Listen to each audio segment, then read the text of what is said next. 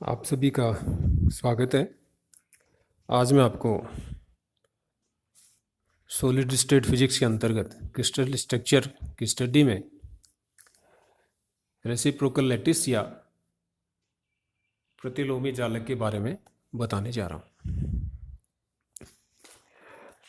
तो इसे सिंपली समझने के लिए अगर हम ब्रेक के प्रयोग और ब्रेक की समीकरण का उपयोग करें तो किसी क्रिस्टल पर एक्सरेज आपतित करवाई जाती हैं और इन एक्सरेज से मैक्सिमा प्राप्त किए जाते हैं और मैक्सिमा से क्रिस्टल स्ट्रक्चर का प्रतिरूप प्राप्त किया जाता है।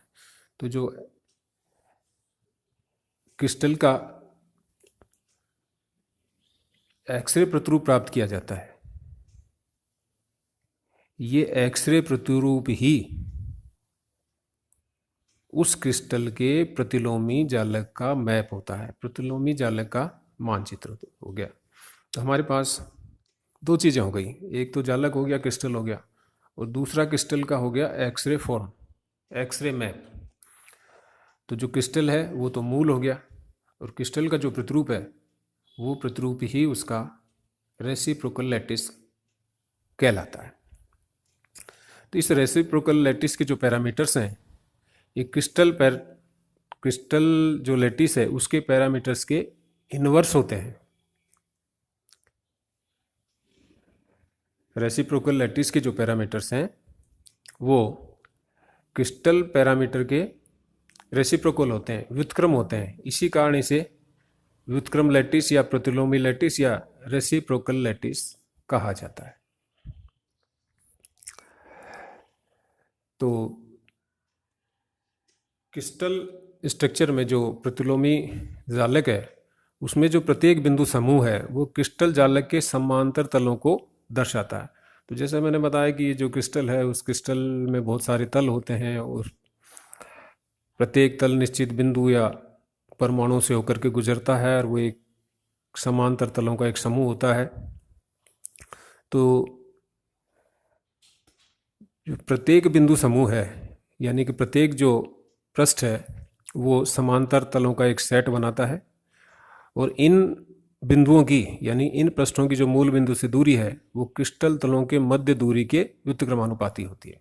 तो जैसा कि इसकी डेफिनेशन है प्रतिलोमी जालक की कि इसके जो पैरामीटर्स होते हैं वो मूल जालक के यानी कि मूल क्रिस्टल के पैरामीटर्स के व्युत्क्रमानुपाती होते हैं। तो पृष्ठ की जो दूरी होगी मूल बिंदु से वो मूल क्रिस्टल के मूल बिंदु से दूरी की व्युत्क्रमानुपाती होती है।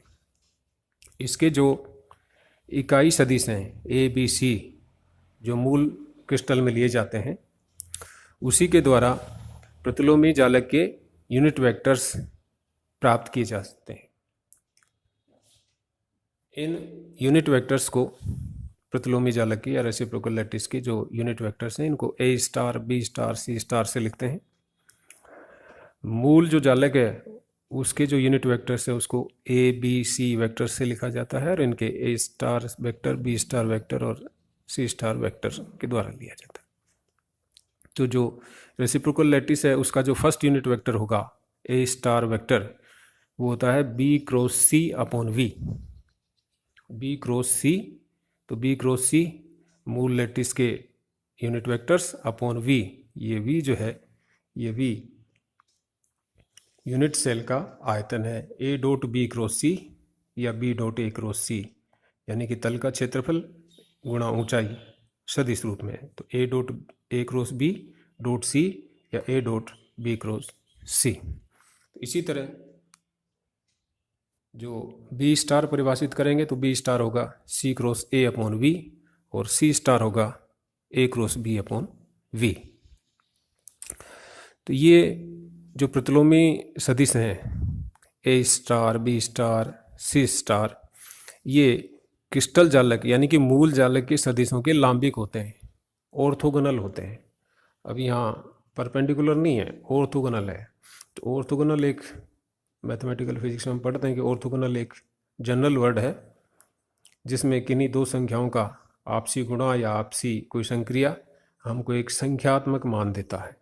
तो इनमें प्रतिलोमी जालक सदिश के जो यूनिट वेक्टर हैं वो मूल जालक के यूनिट वेक्टर के ऑर्थोगोनल होते हैं। अर्थात ए को ए स्टार से डॉट गुणा करें तो हमको एक संख्यात्मक मान डेल्टा आई जे प्राप्त होता है। तो ए आई वेक्टर स्टार, तो A I star vector dot A J is equal to delta I J, ये हमको प्राप्त होता है, जहाँ पर डेल्टा आई जे का मान 1 होगा यदि आई इक्वल टू जे, और 0 होगा यदि आई नॉट इक्वल टू जे। अर्थात सेम रेसिप्रोकल और मूल वेक्टर को मल्टीप्लाई करेंगे तो 1 प्राप्त होगा, और डिसिमिलर अलग अलग को मल्टीप्लाई करेंगे तो हमको 0 प्राप्त होगा।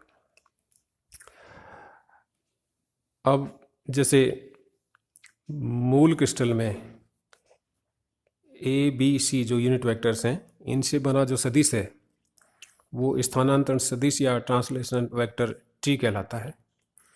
तो यहाँ प्रतिलोमी जालक में ए star B star c star से बना वेक्टर प्रतिलोमी स्थानांतरण सदिश या प्रतिलोमी जालक सदिश जी कहलाता है, इसको जी से लिखते हैं। और जी इक्वल टू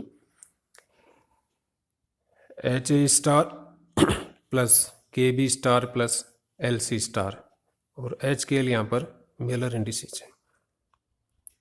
अब है प्रतिलोमी जालक का महत्व। तो प्रतिलोमी जो जालक है वो मूल क्रिस्टल का एक्सरे विवर्तन प्रतिरूप होता है। तो इसकी स्टडी करके हम जालक की मूल गुणों का अध्ययन कर सकते हैं, या उसके एक्सरे विवर्तन या इलेक्ट्रॉन विवर्तन का अध्ययन कर सकते हैं, उसके प्रतिरूप का अध्ययन कर सकते हैं, और हमको इससे क्रिस्टल की संरचना ज्ञात करने में सहायता मिलती है, या हम ये कहें कि इससे हम क्रिस्टल की संरचना ज्ञात कर सकते हैं। प्रतिलोमी जालक की सहायता से क्रिस्टल में इलेक्ट्रॉन की गति और ठोस में ऊर्जा बैंड की व्याख्या भी की जा सकती है। तो जो प्रतिलोमी जालक है ये मूल रूप से मूल जालक का एक्सरे ही प्रतिरूप है, और इस एक्सरे प्रतिरूप की सहायता से हम क्रिस्टल संरचना और क्रिस्टल में इलेक्ट्रॉन की गति, ठोस में ऊर्जा बैंड, इसका अध्ययन कर सकते हैं।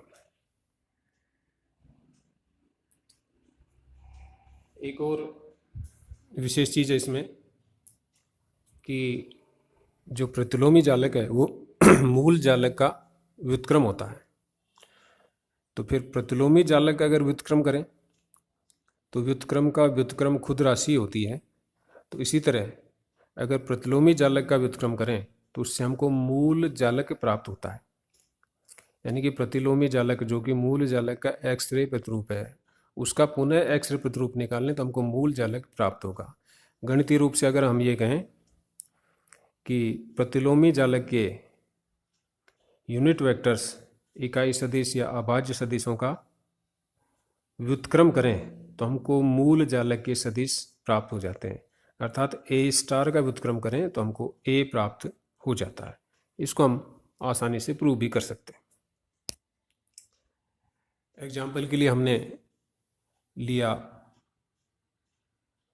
ए स्टार, और ए स्टार की value B cross C upon A dot B cross C. तो बी क्रॉस सी अपॉन आयतन, और आयतन को लिख दिया हमने ए डॉट बी क्रॉस सी। अब हमने ए स्टार का स्टार ले लिया, अर्थात व्युत्क्रम का व्युत्क्रम ले लिया, तो फिर ये हो गया B star cross C star upon A star dot B star cross C star. अब राइट साइड में जो संख्या है उसको हमने 1 से डॉट गुणा मान लिया, और 1 की जगह हमने ए इंटू ए स्टार लिख दिया, क्योंकि ए और ए स्टार अभी हमने पढ़ा ये एक दूसरे के ऑर्थोगोनल होते हैं।